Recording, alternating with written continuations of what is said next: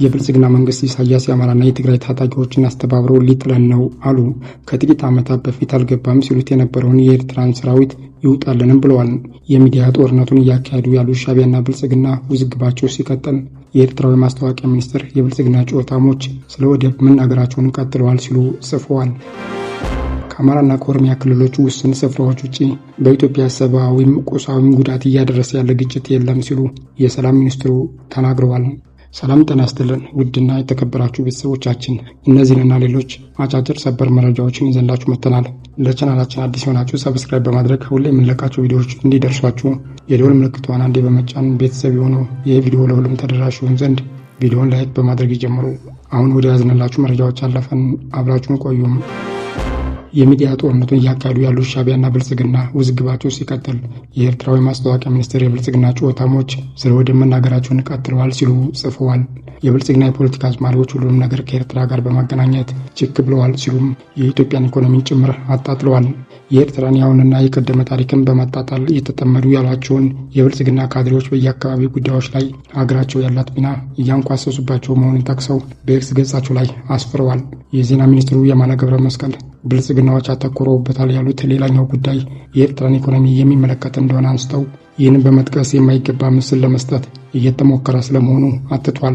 የኢትዮጵያን ኢኮኖሚ ለማጣጣል ኢትዮጵያ ብድር እየተሰጣትና ብድርም እየተሰረዘላት ባይሆን ኖሮ ባለፈው 20 ዓመታት ኢኮኖሚዋ ይንኮታኮት እንደነበር ማስታወስ እንፈልጋለን ብለዋል። የሻዕቢያው ሚኒስትር በማዕቀብ ስትማቀቅና ስትጎበኝ የኖረችው የእሳቸው ሀገር ለምን ይህንን ብድርና የዕዳ ስረዛ እንዳልተደረገላት ባይገልጹም ብልጽግናዎች የኤርትራን ምጣኔ ሀብት በማስመልከት የሚናገሯቸውን ነገሮችን ግን አጣጥለዋል። እንዳምኑ የኤርትራ ኢኮኖሚ በጂዲፒ ስንት እንደሆነ ዓመታዊ እድገቱ ምን ያክል እንደሆነ ብሎም የውጭና ገቢ ንግዱ ምን ይዞታ እንዳለው ወይንም ሌሎች ኢኮኖሚያዊ መመዘኛዎችን ጠቅሰው ይህንን ያህል ነው አላሉም። ብልጽግናዎች ይህንን ጉዳይ የሚያራግቡት ግን የባህር በር ከመመኘት ፍላጎታቸው በመነጨ ነው ያሉት የማነ ገብረ መስቀል ስግብግብ ምኞት ብለውታል። የኤርትራ ሉዓላዊነትን በመጣስ የሚሳካ ምኞትና ምክንያታዊ ያልሆነ አእምሯቸው ያስበው ነው ብለዋል። በአፍሪካ ቀንድ ውስጥ በበጥባጭነትና ከጎረቤት ሀገራት በተጨማሪም በሩቁ የምስራቅ አፍሪካ ሀገራት ላይ ወረራ በመፈጸም የሚታወቀው የሻዕቢያ መንግስት ከፍተኛ ሹም የሆኑት አቶ የማነ ገብረ መስቀል ስለ ቀንዱ ሰላም መሆንና ዘላቂ ልማት ጽፈዋል። በኤርትራ ምድር ውስጥ የማህበራዊ ሚዲያ ተጠቅመው የመንግስትን አቋም የሚገልጹ ብቸኛ ባለስልጣን የሆኑት አቶ የማነ ገብረ መስቀል የብልጽግና ካድሬዎች ቀጠናዊ ማዕከል ያደረገ እንቅስቃሴ እንዲያደርጉም መክረዋል። የብልጽግና መንግስት የኤርትራው ፕሬዝዳንት የአማራና የትግራይ ታጣቂዎችን አስተባብረው ሊጥለን ነው አሉ። ከጥቂት ዓመታት በፊት አልገባም ሲሉት የነበረውን የኤርትራን ሰራዊት ይውጣልንም ብለዋል። የኤርትራው ፕሬዝዳንት ኩሽ ሴሜቲክ ብለው የተናገሩት ንግግርም አደገኛ ሲሉ ገልጸውታል። በኦሮሞ ህዝብ ላይ ጥላቻ እንዲቀሰቀስ ምክንያት ሆኗል ነው ያለው። የብልጽግና መንግስት የ2013ን ጦርነት በትግራይ ክልል ለማካሄድ ከመነሳቱ አስቀድሞም ከ14 ጊዜ በላይ በይፋና በድብቅ የተገናኙ ኢሳያስና አብይ ሌሎችም የመከላከያና የደህንነት ባለስልጣናት የጦር እቅድ እያወጡ እንደነበር ኒውዮርክ ታይምስ በወቅቱ ዘግቦ ነበር። ጦርነቱ ከተጀመረ ከአራተኛው ቀን ጀምሮ በምዕራባዊ ትግራይና በዛላምበሳ በኩል ሻዕቢያ እየተዋጋ መግባቱንም ሁማን ራይትስ ዎች መግለጻቸው አይዘነጋም። የኤርትራ የማስታወቂያ ሚኒስትር የማነ ገብረ መስቀል ወደ ጦርነቱ እየገባ ነው፣ በኢትዮጵያ መንግስት ግብዣ ነው የወጣነውም ተመስግነን ነው በማለት በአሁኑ ሰዓት በኢትዮጵያ ሉዓላዊ ግዛት ውስጥ የሚገኙ ሰራዊት እንደሌላቸው መግለጻቸው ይታወሳል። ከኤርትራና ከዓለም አቀፉ ማህበረሰብ በኩል የሚቀርበው ሪፖርት እንዲህ ያለ ቢሆንም የብልጽግና መንግስት ባለስልጣናት ግን ገና ከጅምሩ በትግራዊ ጦርነት የሻዕቢያ ሰራዊት እንዳልገባ ይክዱ ነበረ። ከእነዚህ የወዲህ ብልጽግና ሹሞች መካከል አንዱ የሆኑት ዲና ሙፍቲም በመንግስት ሚዲያዎች ላይ ይህንን ውሸት ያስተጋቡ ከነበሩት መካከል የሚጠቀሱ ናቸው። አልገባም እያሉ ሲከራከሩለት የነበረውን የሻዕቢያን ሰራዊት አሁን ደግሞ ይውጣልን ሲሉ ጽፈዋል። ዲና ሙፍቲ ፓርላማ ውስጥ ወንበር ከተሰጣቸው የውጭ ጉዳዩን ኮሚቴ በአባልነት ከተካተቱ ሹሞች መካከልም አንዱ ናቸው። ከብልጽግና ጋር ግንኙነት ባላቸውና በአገዛዙ የፋይናንስ ድጋፍ ከሚደረግላቸው የውጭ ግንኙነት የፕሮፓጋንዳ ተቋማት መካከል አንዱ በሆነው ሆርን ሪቪው በስማቸው ባወጡት ጽሑፍ የሻዕቢያውን ፕሬዝዳንት ያብጠለጠሉ ሲሆን ይውጣልን መሬታችንንም ይልቀቅ ብለዋል። ኢሳያስ አፈወርቂ 34ኛ ዓመት የነጻነት ቀን ባሉት ድግስ ላይ ያደረጉት ንግግር መነሻ ያደረገው የዲና ጽሑፍ ለኤርትራ የውስጥ ጉዳይ 1/5 እንኳን ትኩረት ያልሰጠ የኤርትራ ነጻነት ምን አበረከተ የሚለውን ያልተመለከተ ስለ ጂኦፖለቲካ ለማስተማር የቀረበ የተንዛዛ ንግግር እንደሆነም አንስተዋል። ኢሳያስ አፈወርቂን የኤርትራ አምባገነን ሲሉ የጠሩት ዲና ሙፍቲ ይህ የፕሬዝዳንቱ ንግግር ስለ እርሳቸው አስተሳሰብ ሁለት ነገር ግልጽ አድርጓል ይላሉ። ይሁን በአንድ በኩል ስለ ሀገራቸው የዳቦ ጉዳዮችና ስለ አስተዳደራቸው የማውራት ፍላጎት የሌላቸው መሆኑንና በሌላ በኩል ደግሞ በጎረቤት ሀገራት ውስጥ ጉዳይ ጣልቃ የመግባት ግዴታ እንዳለባቸው የሚገነዘቡ መሆናቸውን ነው ሲሉም አንስተዋል።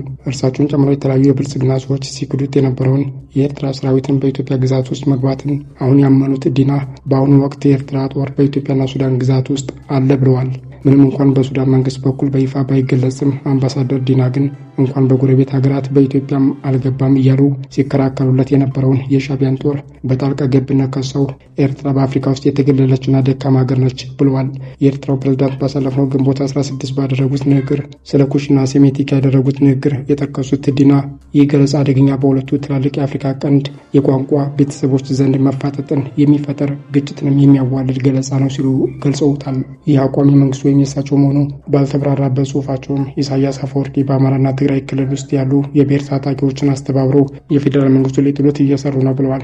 ይህ አደገኛ ትንኮሳ ነው ያሉት ዲና የጣልቃ ገብነት አደገኛ ውጤት ይኖረዋል። ዓለም አቀፉ ማህበረሰብ ኤርትራን ከኢትዮጵያ ግዛት ለማስወጣት ጫና ሊያሳድር ይገባል። በጎረቤት ሀገራት ውስጥ ጉዳይ ጣልቃ መግባቱን እንዲያቆም ሊጠይቅ የተገባ ነው ብለዋል። ብልጽግናዎች ለፕሬዝዳንት ኢሳያስ ምላሽ ሲሰጡ ከአይሻ መሐመድ በኋላም የዲና ሙፍቲ ሁለተኛው ነው። የፕሮፓጋንዳ ተቋሞቻቸውና የተለያዩ ሹማምንት ደግሞ ተመሳሳይ ይዘት ያላቸው መልእክቶችን አስቀድመውም አሁንም ማስተጋባታቸውን ቀጥለዋል። ከአማራና ከኦሮሚያ ክልሎች ውስን ስፍራዎች ውጭ በኢትዮጵያ ሰብአዊም ቁሳዊም ጉዳት እያደረሰ ያለ ግጭት የለም ሲሉ የሰላም ሚኒስትር አቶ መሐመድ እንድሪስ ተናገሩ።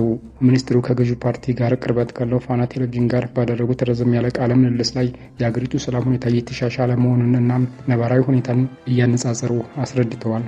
አቶ መሐመድ ያስቀድመው ለ2 ዓመታት የተካሄደውን ደም አፋሳሽ የትግራይ ጦርነትን በማንሳት ብስለትን መሰረት ያደረገ እርምጃ ባሉት የፕሪቶሪያው ሰላም ስምምነት ግጭቱ ማብቃቱን አድንቀዋል። የአማራ ክልል የትጥቅ ግጭትን በተመለከተ ከ2 ዓመታት በፊት የክልሉ አብዛኛዎቹ አካባቢዎች በታጣቂዎች ቁጥጥር ስር እንደነበሩ አንስተው ክልሉ ከፍተኛ ሰላም መደፍረስ እንደነበረበት አስታውሰዋል። በክልሉ ውስጥ መንግስት ባከናወናቸው ስራዎችና በማህበረሰቡ አስተዋይነት ነባራዊ ሁኔታውን መቀየሩን ጠቅሰው ከዕለት ዕለት የሰላም ሁኔታው እየተሻሻለ ነው ብለዋል።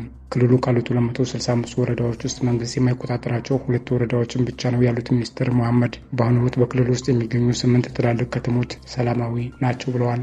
የመንግስት መኖር ሙሉ ነው ብለን መናገር የማንችልባቸው አንድ ወረዳ በከፊል አንድ ደግሞ ከከፊል ከፍ ባለመልኩ መንግስት የለባቸውም የምንላቸው 2 ወረዳዎች ናቸው ብለዋል። ክልሉ ካሉት ከ4000 ገደማ ቀበሌዎች ከ80 በመቶ በላይ የመንግስት መዋቅር ወደ ስራ ተመልሷል ያሉት ሚኒስትሩ መሰረታዊ አገልግሎት እየሰጡ መሆናቸውንም አመልክተዋል። ሚኒስትሩ አክለው ሲያብራሩ ቀሪዎቹ ከመንግስት ተጽዕኖ ውጭ ናቸው ወይም በሌላ ኃይል ቁጥጥር ስር ውለው ሳይሆን ተደራሽ ባለመሆናቸው ነው በማለት በታጣቂዎች ቁጥጥር ስር አለመሆናቸውን ገልጸዋል። ይሁን እንጂ ባለፉት 2 ዓመታት በተለያዩ የክልሉ አካባቢዎች እንደሚንቀሳቀሱ የሚናገሩት የፋኖ ታጣቂዎች ከዋና ዋና ከተሞች ውጭ ያሉ የክልሉን አብዛኛውን አካባቢ እንደሚቆጣጠሩ ይናገራሉ። የሰላም ሚኒስትሩ አቶ መሐመድ በክልሉ ውስጥ ፍላጎቱን የሚያስፈጽም ከታጠቁ ከመንግስት ኃይሎች ጋር ፊት ለፊት የሚያጠቃ ወይም የሚመክት ከተሞችን ተቆጣጥሮ ለአስተዳደር የሚል ኃይል የለም በማለት የዕለት ከዕለት እንቅስቃሴን የሚያውቁ ወንጀለኞች የሉም ማለት ግን አይደለም ብለዋል። በስም ያልጠሯቸው የፋኖ መሪዎች ክልሉን ለቀው በጎረቤት ሀገራት ብቅ ጥልቅ የሚሉ እንጂ ያን ያህል ተጽዕኖ የሚፈጥሩበት ሁኔታ ላይ አይደሉም በማለት ተገዳዳሪ ኃይል የለም ሲሉ አጣጥለዋል። መንግስት እግሩን ተክሎ ለህብረተሰቡ የሚገባውን አገልግሎት መስጠት፣ ሰላምና ጸጥታ ማስከበር የሚችልበት ሙሉ ቁመና ላይ እየደረሰ ያለበት ዋዜማ ነው ሲሉም መንግስት በክልሉ ውስጥ ከፍተኛ ሚና እንዳለው ሚኒስትሩ አክለዋል። ሚኒስትሩ ይህንን ቢሉም በክልሉ ባለው የጸጥታ ችግር ምክንያት መደበኛ እንቅስቃሴዎችና የመንግስት ስራ የተገደበ መሆኑንና መደበኛ እንቅስቃሴዎች ባለፉት 2 ዓመታት መስተጓጉላቸውን በከተሞችና በተለያዩም የክልሉ አካባቢዎች የሚገኙ ነዋሪዎች ይናገራሉ። መንግስት ሸኔ ከሚለው ከኦሮሞ ነጻነት ሰራዊት እንቅስቃሴ ጋር በተያያዘ የጸጥታ ችግር ባለበት የኦሮሚያ ክልልን ሰላም ሁኔታን አያይዘው ያነሱት አቶ መሐመድ በተወሰዱ የፖለቲካ ውሳኔዎች በክልሉ መንግስት ውስጥ ጠንካራ ሆኗል ብለዋል። ነገር ግን በክልሉ ጥቂት ቦታዎች ላይ ብቻ አስቸጋሪ ሁኔታ እንዳለ አመልክተዋል። በተለይ በምዕራብና በደቡብ እንዲሁም በማዕከላዊ የኦሮሚያ ክፍሎች ውስጥ ከሚንቀሳቀሰው የኦሮሞ ነጻነት ሰራዊት ጋር በተያያዘ ባለፉት ዓመታት ጥቃቶች እየተፈጸሙ በሰላማዊ ሰዎችና በየአካባቢ የመንግስት ባለስልጣናት ላይ ጭምር ጉዳት ሲደርስ ቆይቷል። ሚኒስትሩ አቶ መሐመድ እንድሪስ ከአማራና ከኦሮሚያ ክልሎች ባሻገር በሌሎችም የሀገሪቱ ክፍሎች ውስጥ ሰላም መኖሩን የተናገሩ ሲሆን ከአማራና ከኦሮሚያ ክልሎች ውስጥ የጸጥታ ሁኔታዎች የሰብአዊም ቁሳዊም ጉዳት እያደረሰ ያለ ግጭት የለም ብለዋል። መገናኛ ብዙሃን በተለይም የማህበራዊ ትስስር ገጾች ፍርሃትን በመፍጠር አቅደው ከገሃዱ ዓለም በተቃራኒ ይሰራሉ ሲሉ የወቀሱት ሚኒስትሩ የሚፈጠሩ ትናንሽ ሁኔታዎችን ያጋንናሉ ሲሉም ከሰዋል። ለዚህም ማሳያ ሲጠቅሱ ከውጭ ሀገር የሚመጡ እንግዶች መጀመሪያ ቀን የሚያሳዩት ባህሪና ከሳምንት በኋላ የሚያሳዩት ባህሪን ይለያያል ብለዋል። ነፍጥ አንግበው የሚንቀሳቀሱ ኃይሎች የሚያነሷቸው ጥያቄዎች በንግግር ብቻ እንደሚፈቱ የጠቀሱት አቶ መሐመድ እንቅስቃሴያቸውንም ባህላዊና ኋላ ቀር ብለውታል። በሰላማዊ መንገድ ግባቸውን ለማሳካት የፈለጉ ኃይሎች የፖለቲካ ምህዳሩ ክፍት ነውም ብለዋል። በሁለቱ የሀገሪቱ ትልቅ ክልሎች ውስጥ ከሚንቀሳቀሱ ታጣቂ ቡድኖች ጋር ለመነጋገር ዝግጁ መሆኑን በተደጋጋሚ የሚገልጸው መንግስት የጸጥታ ኃይሉን በክልሎች ውስጥ አሰማርቷል። በእነዚህ ክልሎች በሚካሄዱ የትጥቅ ግጭቶች ምክንያት የነዋሪዎች የዕለት ከዕለት እንቅስቃሴ ላይ ተጽዕኖ ከመፈጠሩ በተጨማሪ ታጣቂዎችና የመንግስት ኃይሎች ተጠያቂ በተደረጉባቸው ጥቃቶች በሰላማዊ ሰዎች ሕይወትና ንብረት ላይ ከፍተኛ ጉዳት መድረሱን መንግስታዊ የመብት ድርጅት ኢሰመኮን ጨምሮ ሌሎችም ሪፖርት ሲያደርጉ ቆይተዋል።